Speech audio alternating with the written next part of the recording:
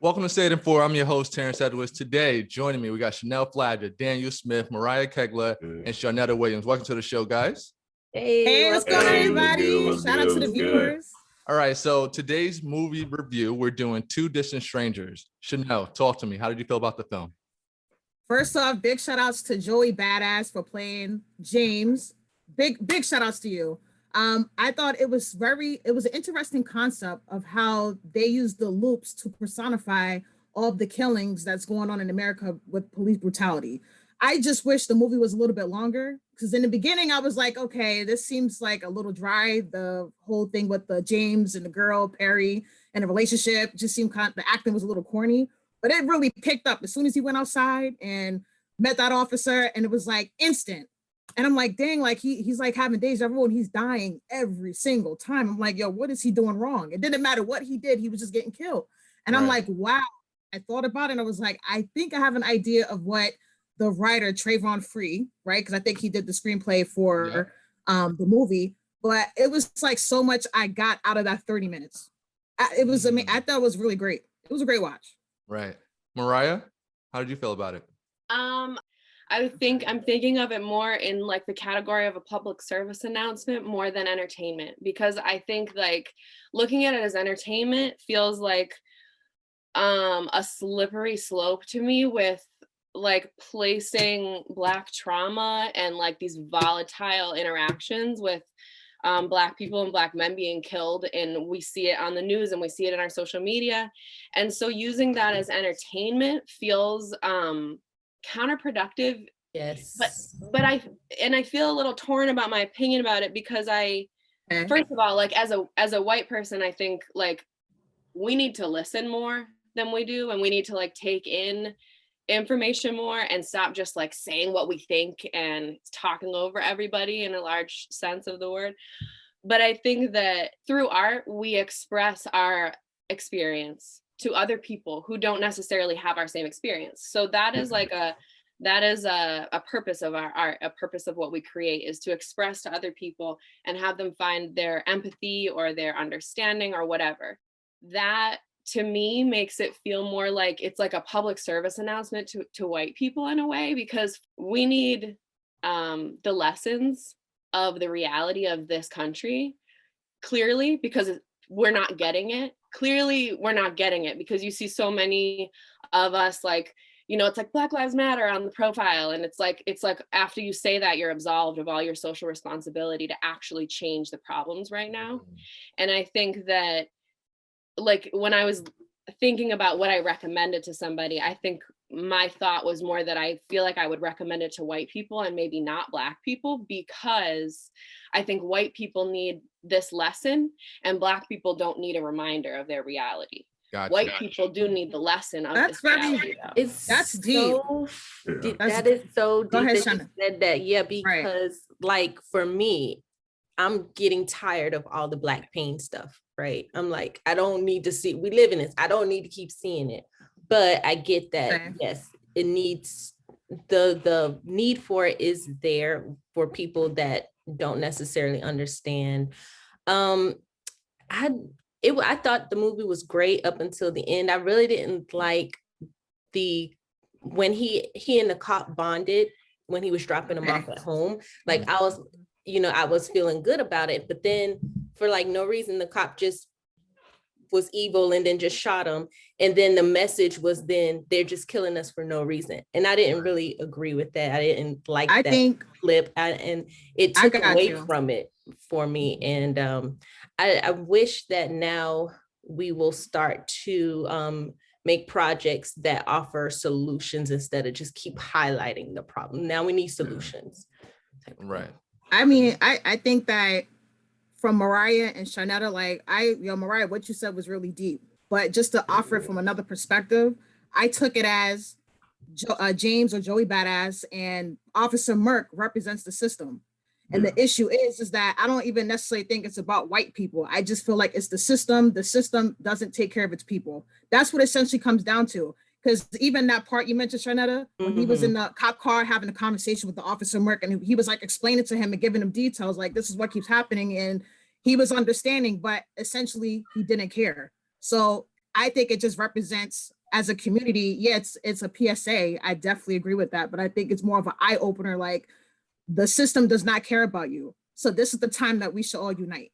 That's what I got from that part, Charnetta, to be honest. Daniel? Yeah, and I agree with y'all about it being a PSA, but I also think that the purpose of it was to remind us that we're stuck in this deja vu. So every time we turn around, while we try to move forward from something else, another incident happens. Right. So here we are wrapping up the George Floyd case. While we're wrapping up the George Floyd case, within the same city, a lady mistakenly pulls her taser or pulls her gun and shoots somebody when she said she was reaching for her taser. Right. Taser. Not even far from that, a 13-year-old is killed from when he turns around because they saw he had a gun, but he didn't point it or even shoot at anybody. So I think that movie was showing us that we're in a continuous deja vu. As soon as we try to move past that trauma and try to move past it, something else happens that kicks us right back into it. Now, I agree with Charnetta. I'm tired of movies being built on our Black trauma because we have more history than just our Black trauma. You know, I'm tired of the slave movies. I'm tired of the police brutality movies. Like, let's focus on those people that were African-American that actually did a lot of good things for us as African-American people instead of highlighting just our Black trauma. So I definitely, you know, look at it from that extent as well. And I think the ending, as Charnetta was saying, you know, I don't think he was saying he was killing for no reason. I think it was just saying, as you said, no matter how much we try to warm up to the system still continues to let us down. Even though he thought, hey, I'm gonna have him take me home, I'm gonna build a bond with this man, and then he won't kill me. Right. That didn't matter. It didn't matter if he was a bond, and him as a Black man still, as the system has been failed, regardless of how we try to approach it and how we try to attack it. So I thought that the, you know, Trayvon Free, he really did a good job because as a screenwriter myself, making content, it's really hard to tell a story in 30 minutes. And he did that. You know what I mean? So after the first killing, I was like, okay, the norm. After the second one, I was like, whoa. After the third one, I was like, wow, it hit me. And I was like, it hit. So I was really like, I don't know how you guys felt, but I was trying to hold back a little bit of my emotions just about what I was watching on the screen. I was just like, damn, like, this is number 99. And no matter what you do, if you turn left, you turn right, you turn all the way around, you still gonna get shot no matter what the situation is. And I felt bad for that guy, Carter James. Even staying home. Huh? Even when he was like, I'm gonna stay in. Staying home. Yeah, he stayed home. You know, making breakfast and stuff like that. So it was crazy. But I do agree with Charnetta once again. Like, I mean, there's a film or a show called Them. It's by Lena Waithe and some other people. And it's highlighting the Black trauma, you know what I mean, of what we're going through day to day. And I thought to myself, with both of these films or both of these, the material is like, white people are not watching these things. They're making it to like highlight an issue, but white people are not sitting down saying, oh, let me watch Them. Let me watch Distant Strangers. You know what I mean? We're watching it. And it's highlighting what we're going through. So I already seen this shit. I'm dealing with this day to day. What's the point? Yeah. Well, you know, if I met Lena or whoever again, I would say, what caused you to make that? Why did you want to sit down to highlight that, to tell that story? You know what I mean? Okay. Yeah, because I did like the part with the relationship that he had with the dog, you know, because he really wanted to go home to his dog. But then I seen that little machine and he's like, Papa, I got to take care of you. And the little pebble came out. I said, that's a treat for the dog.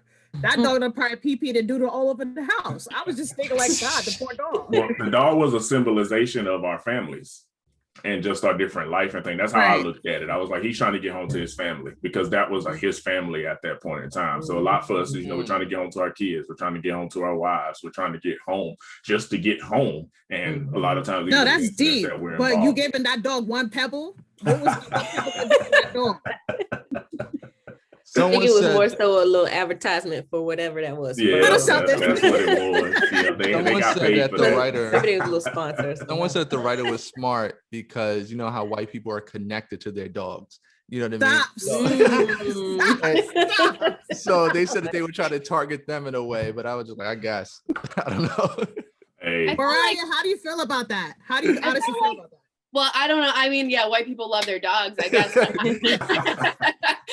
I felt like the dog, like to me, I saw the dog as this representation of like his humanity as a caring, kind, gentle human being on the earth. That like Black men aren't portrayed in the US as kind, gentle human beings. And that's like part of the underlying problem, is that people are projected as like a character that's going to hurt you or something. And so showing him having so much love for that dog and like checking in on his dog and wanting to give him treats and stuff, to me, where my mind went was like all these ways that they're showing his humanity as just a gentle, normal person who's doing his life and caring for things, and other beings rely on him, and all of these reasons that we don't take somebody's life for no reason, you know, like. Exactly.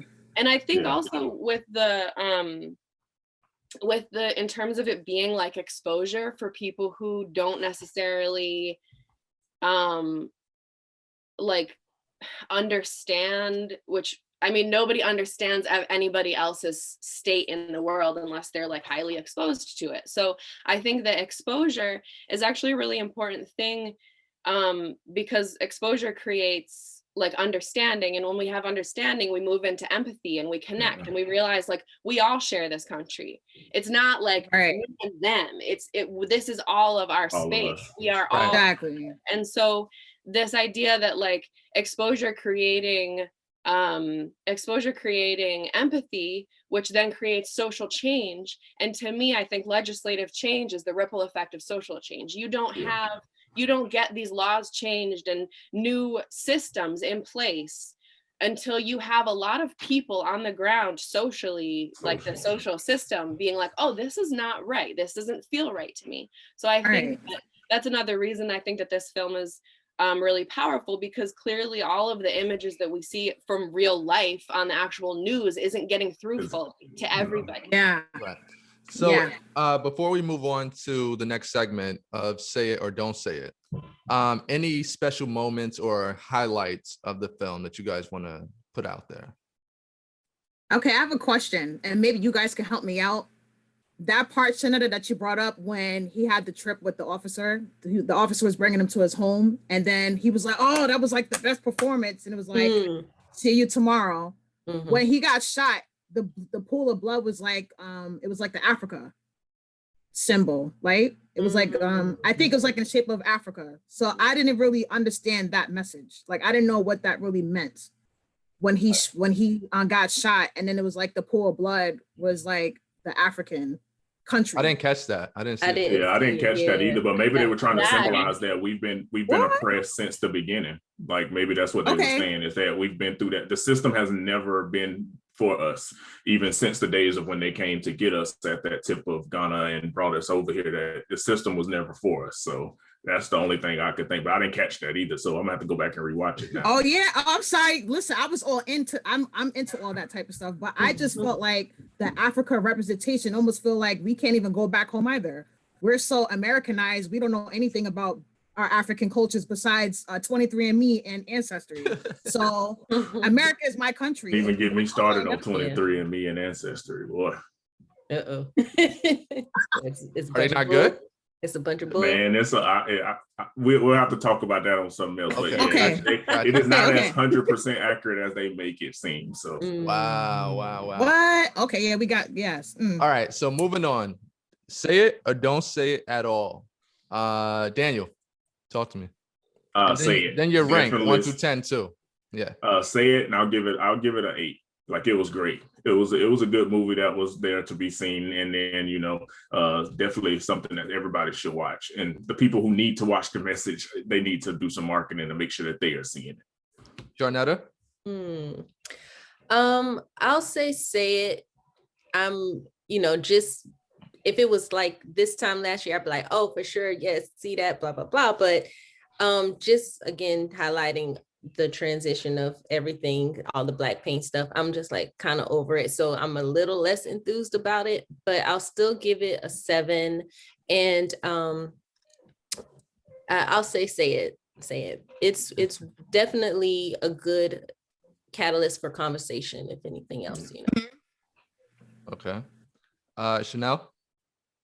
I'm gonna say it. I'm giving it an 8. And I think this should be something that schools, this should be this Netflix film should be put in schools in the education system. They should definitely I feel like they bring this kind of awareness. You don't think so? I don't think they could do that. because of the violence and the gun aspect of it. Like, they could though. Yeah, they should find a way to incorporate it. They should find a way, especially for high school. They should find a way to put it in. Yeah, like I mean, if they could show JFK getting shot up in the head, I mean, did I want to see that when I was in high school? No. Right. They can have that in there. But I say it gets a solid 8 from me. All right. Mariah? Yeah, I would say it, and I would give it a 7. I think that taking into consideration the kind of traumatic, like the reliving of trauma aspect to it, that is going to work for some people and it's not going to work for others. But I do think it's an important film, an important piece of work that people should see. Yeah. For me, of course, say it, and I got to go with a 7. I think he did a good job in 30 minutes telling that story. Yes. Simple as that. And then even like with the George Floyd on the building, stuff like that. I don't know if you guys caught that. Oh yeah, say their names. Yeah, saying everybody's name towards the end. That's a nice little homage there. So I got to go with that 7. Yeah. Let me add it up. I was nervous. Huh? I was nervous. I thought you was gonna be like, because and not that you really petty like that. I was afraid. I was like, yo, I hope you don't be giving it like the way you did the Coming to America. I was like, Lord, not. Hey, it take a lot to impress T. So I'm like, man. No, that's what I. But I'm glad we didn't do Bad Trip. I'm glad we didn't talk about Bad Trip because why? He said he laughed a little bit. Yeah. I would love to hear his perspective on that one. Yeah. What you added up, T? What you added up? All right. So collectively, we got 7.4 for this film. 7.4. Okay. Yeah. Okay. I think that's pretty decent. Yeah. All right. Check it out. So thank you guys for joining us here at Say It in 4. My name is Terrence. We got Daniel, Chanel, Charnetta, and Mariah Kegler. Join us next time.